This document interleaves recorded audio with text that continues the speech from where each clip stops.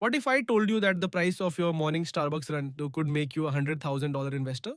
Not a business idea, not a side hustle, not some crypto scheme your college buddy keeps texting you about, just $5 every single day. Now, before you roll your eyes and say, that's nothing, $5 doesn't move the needle, I want you to stay with me for the next few minutes because what I'm about to show you is not just about money. It's about how our brain is literally wired to be bad at building wealth and how one tiny habit can quietly rewire everything. Here's something that almost everyone believes: I'll start investing when I earn more. Sound familiar? Maybe you've said it yourself, maybe you're saying it right now. We all have this idea that investing is something you do when you have enough money. Like it's a club with a minimum entry fee, $500 a month, maybe $1,000. Something that feels significant. So $5 a day, that feels almost embarrassing to even talk about. And that's exactly the trap. Because here's what nobody tells you: wealth is not built in big dramatic moments. It's not built when you get a big bonus or land a high paying job. Wealth is built in the boring, invisible, everyday moments that feel too small to matter. And our brain is absolutely terrible at understanding this.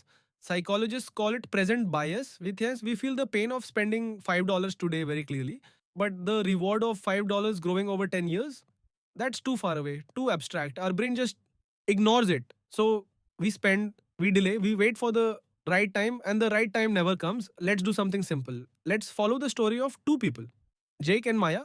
Both are 25 years old, both earn a similar salary, both have the same expenses, the same rent, the same weekend plans. The only difference? Maya decides to invest $5 every single day. That's about $150 a month. She puts it into a simple S&P 500 index fund through an automatic monthly contribution.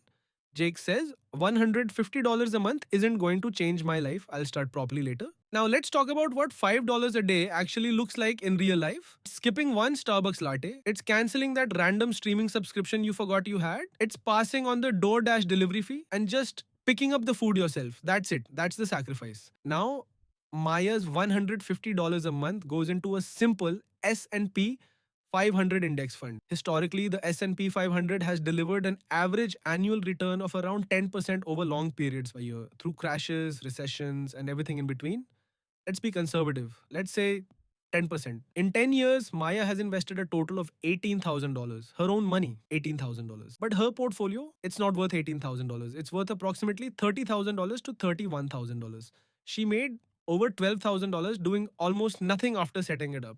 But here's where it gets genuinely mind bending because this number isn't the point. The process behind this number is the point. There's a concept that Albert Einstein allegedly called the eighth wonder of the world: compound interest. And I know you've probably heard that phrase before. It sounds like something your high school econ teacher said once and you never thought about again. So let me explain it the way nobody explained it to you. Imagine you have a snowball, small, tiny, the size of your fist. You push it down a long, snowy hill. At first, it picks up just a little bit of snow. It grows slowly. You look at it and think, this is pointless. It's barely growing.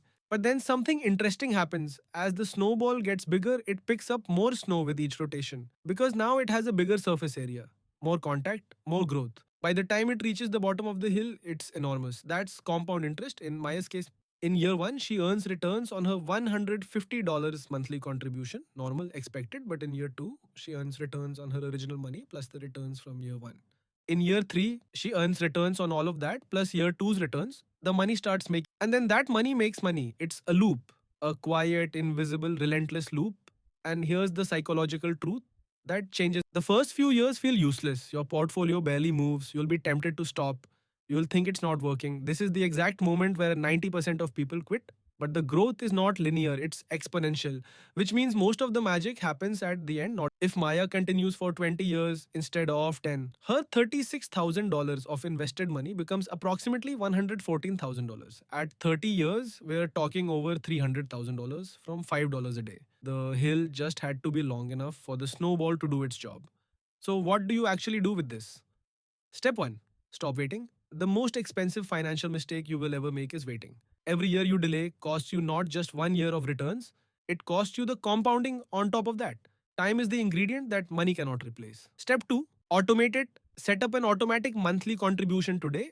$5 a day is roughly $150 a month. Platforms like Fidelity, Schwab, or even a Roth IRA through Vanguard let you start with very little. Automate it so you never have to think about it. The best investment habit is the one that requires zero willpower. Step 3: choose simplicity. You don't need complicated strategies. You don't need to watch CNBC every morning. A simple S&P 500 index fund has historically done the job better than most Wall Street professionals. Don't let the complexity paralyze you into doing nothing. Step 4, protect the habit. Life will happen, expenses will come, car repairs, medical bills, bad months. Try your best not to stop the contributions. Even $50 a month during tough times keeps the habit and the compounding alive. And finally, change your mental model of money. Most people think of $5 as $5, coffee money, lunch money, forgettable money. But a person who understands compounding sees $5 differently. They see it as a seed that with enough time and the right conditions becomes something much larger than itself. The question is not, is $5 enough? The real question is, how many seeds have you planted? Jake is still waiting for the right time. Maya's snowball is already rolling. 10 years from now, the difference between them won't be their salary, their luck, or their intelligence. It'll be one decision made on an ordinary Tuesday morning to transfer $150 instead of spending it. Wealth is not a destination you arrive at suddenly. It's a direction you walk in every single day in steps so small they feel invisible, chote, but invisible doesn't mean insignificant. $5 a day. That's all it takes to start.